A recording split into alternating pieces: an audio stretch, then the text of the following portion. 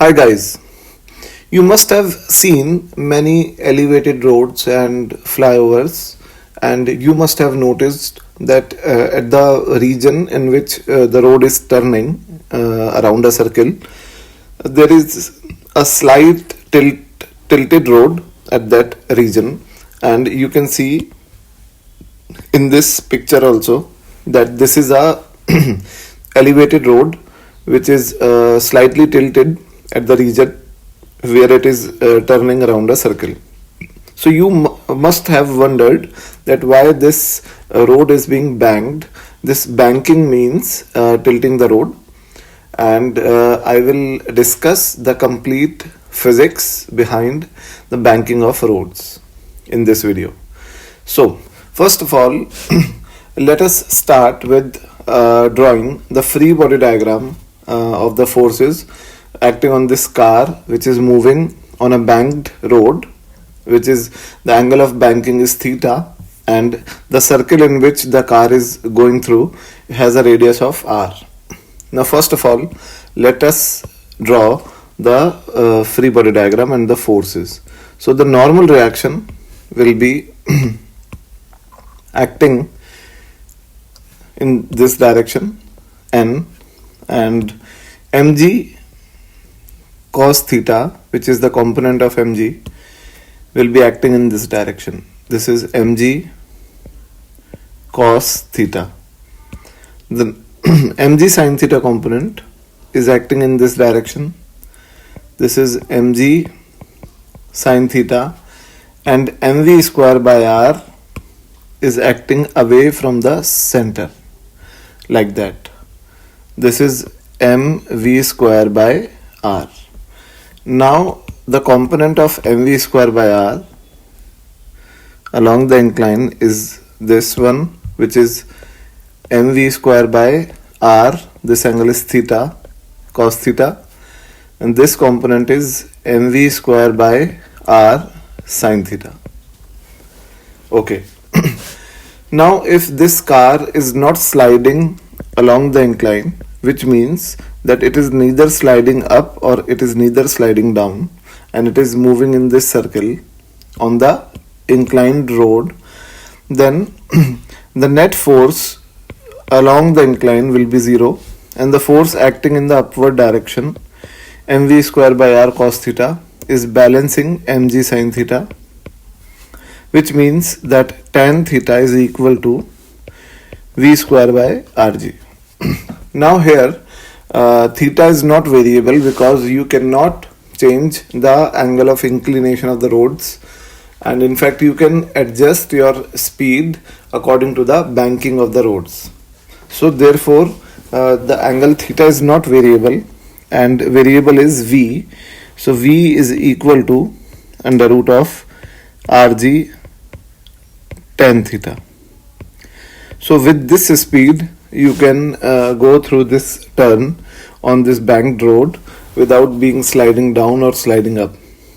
Now if v is greater than under root rg tan theta, and let me remind you that there is no friction in this case. I know that obviously practically roads have friction, but we are dealing with the concepts one by one. So therefore in the first video, in this case, in the first case, I'm not taking the friction, and in the next case I'll be demonstrating the friction also. So if v is greater than under root rg tan theta, then component of mv square by r, which is mv square by r cos theta, will be greater than mg sin theta. Therefore the car will slide up along the incline in the upward direction. So the car will slide up along the incline. Now if v is less than under root of rg tan theta, then the component of mg, which is mg sin theta, will be greater than mv square by r cos theta, and therefore the car will slide down the incline. So if the car is moving with a velocity of under root rg tan theta, this one, then car will easily negotiate the turn and it will go through the banked road. And if the velocity of the car is greater than under root rg tan theta, then this car will have a tendency of sliding up. In fact, it will slide up because there will be no friction which will prevent the car from sliding. And obviously, if v is less than under root rg tan theta, then this mg sin theta will be greater than mv square by r cos theta, and hence the car will slide down the incline. Now the second case in which there is sufficient friction on the road, we see the cases. So in the case 1, in fact, this is the combined second case, and in the case A, which is this one, when v is less than under root rg tan theta and road is rough and it has a sufficient amount of friction, then let us draw the free body diagram. So first of all, normal reaction will be acting perpendicular to the incline like that, and mg cos theta will be acting in this direction. This is mg cos theta. This force is mg sin theta, and mv square by r will be acting in this direction. This is mv square by r. The r is the radius of this circle. Now the component of mv square by r along the incline in the upward direction will be this component will be mv square by r cos theta. And as we know in the previous case that when v is less than, in this third case, when v is less than under root rg tan theta, then this mg sin theta is greater than mv square by r cos theta, and car has a tendency of slipping down. So to prevent the car from slipping down, this friction will act in the upward direction. So the friction will be acting in the upward direction in this case. This will be the friction, F. Okay, now the normal reaction is equal to mg cos theta plus the component of mv square by r, which will be mv square by r sin theta. This component of mv square by r along this line will be mv square by r sin theta. And this is the normal reaction. The value of maximum friction will be mu into n, and it is equal to mu into mg cos theta plus mv square by r sin theta. Okay, now this friction, now we also know that friction is a self-adjusting force. So if our velocity is less than under root rg tan theta, then mg sin theta will be greater than mv square by r, and the equation will be mv square by r cos theta plus friction will be equal to mg sin theta. Now let us suppose an example that let's suppose this is 100 and this is only 40. And the requirement of the friction is 60, and the maximum value of friction is, let's suppose, 100. So if this mv square by, in fact, maximum value of friction, let's suppose it is 80, for example. So if f max is 80, then if we are decreasing continuously our speed, then v is decreasing, and hence mv square by r cos theta is decreasing continuously. As this mv square by r cos theta is decreasing, this friction should be increasing because it has to balance mg sin theta along with this. So if in any instant, at any instant, the value of mg, the value of this mv square by r cos theta is decreased to 20, then friction will be acting to 80. Friction will adjust itself so that car does not slide on the road. But we know that the maximum possible value of friction is 80. Therefore, we can say that when this friction will be acting to its peak value, then the value of speed with which car can move on this banked road without sliding up or down will be the minimum velocity.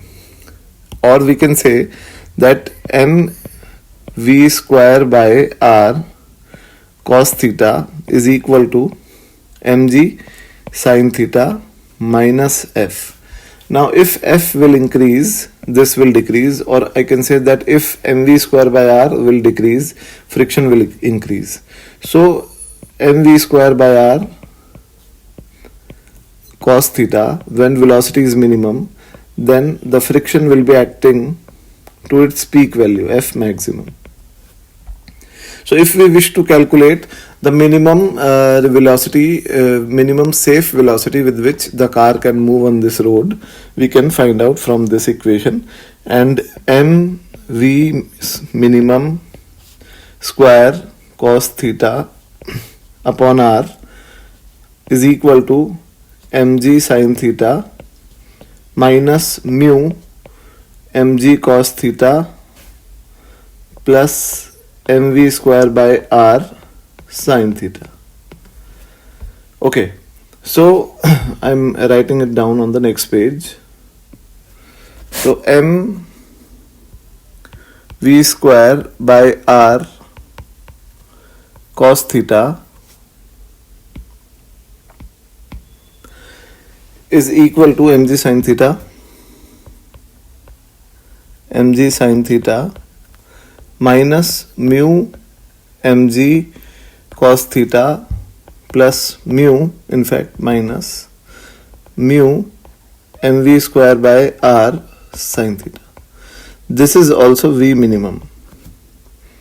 So mv square by r, which is common, cos theta plus mu sin theta is equal to mg, which is common, sin theta minus mu cos theta, and cancelling out m with m, so v minimum will be equal to under root of g sin theta minus mu cos theta divided by into r also, divided by cos theta plus mu sin theta.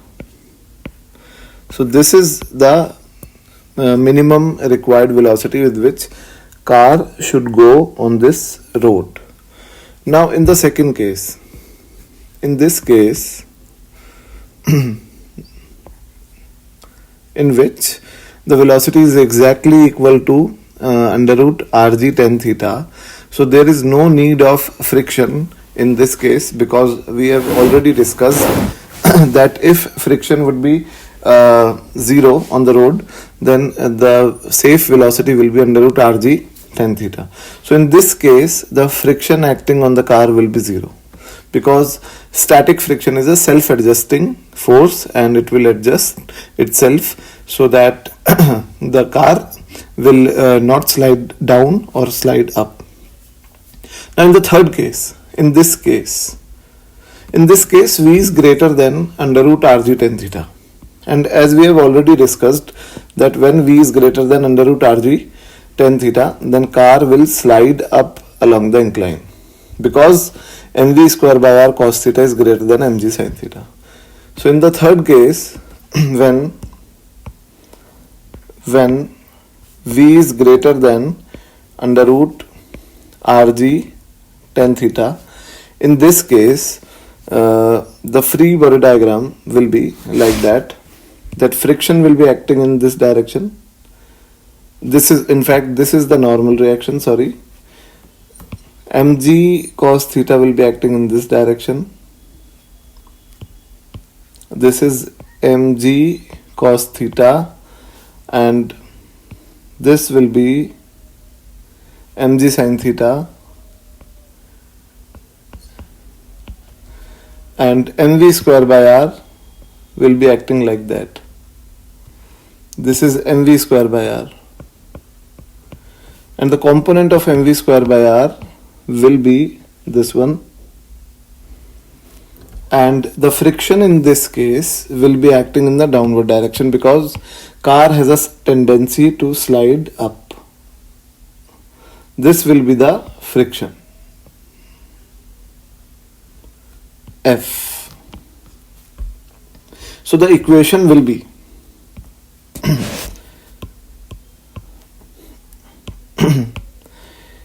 mv square by r cos theta is equal to f plus mg sin theta, and obviously normal reaction will be equal to, n will be equal to mg cos theta plus mv square by r sin theta, and the maximum value of friction will again be equal to mu into n. Now we can see that there is a direct relationship between velocity and the friction, and if we will increase the velocity, then friction will also increase, and at the time when the friction will be acting to its peak value, the velocity will be maximum, and beyond that velocity the car will start to slide up the incline. So to find out that maximum velocity, mv square maximum by r cos theta is equal to f max, and f max is mu into n, and n is mg cos theta plus mv square max by r sin theta plus mg sin theta. So if I'll rearrange this equation and I have to find out the value of that Vmax, then Vmax will be equal to under root of Rg, and this will be sin theta plus mu cos theta divided by cos theta, in fact cos theta minus mu sin theta. So this will be the value of Vmax, which will be the maximum velocity with which car can go around the circle on this banked road. So for safe journey, V should be between V minimum to V maximum for safe journey. This is the final answer. So this was the complete analysis of banking of roads without friction and with friction, and I hope you now will understand the basic physics behind this banking of roads, and the next time when you will go on these kind of roads, you will imagine the free body diagram which I have explained. Thank you.